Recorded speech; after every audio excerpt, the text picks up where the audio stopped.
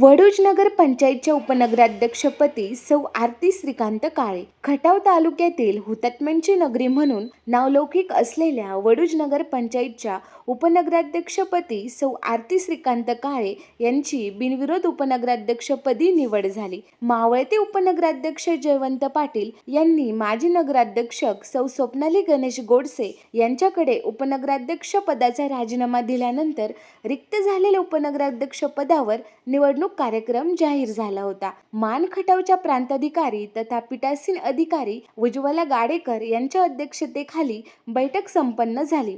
यावेळी राज्याचे ग्रामविकास मंत्री जयकुमार गोरे यांच्या आदेशानंतर सौ आरती श्रीकांत काळे यांनी एकमेव नामनिर्देशन पत्र दाखल केल्याने त्यांची बिनविरोध उपनगराध्यक्षपदी निवड जाहीर करण्यात आली. आरती काळे यांचे सासरे व श्रीकांत काळे यांचे वडील रावसाहेब काळे यांनी वडूज शहराला पाणी मिळावे यासाठी सरपंच असताना मोठा लढा उभा केला होता. त्यांच्या आंदोलनाला यश आले होते. राष्ट्रवादी काँग्रेस पार्टीतून जयकुमार गोरे यांचे नेतृत्व स्वीकारत सौ आरती श्रीकांत काळे, सौ स्वप्नाली गणेश गोडसे यांनी भारतीय जनता पार्टीमध्ये प्रवेश केला होता. सौ स्वप्नाली गणेश गोडसे यांना नगराध्यक्ष पदाची संधी मिळाल्यानंतर सौ आरती श्रीकांत काळे यांनाही उपनगराध्यक्ष पद मिळावे यासाठी गणेश गोडसे यांनी फिल्डिंग लावली होती.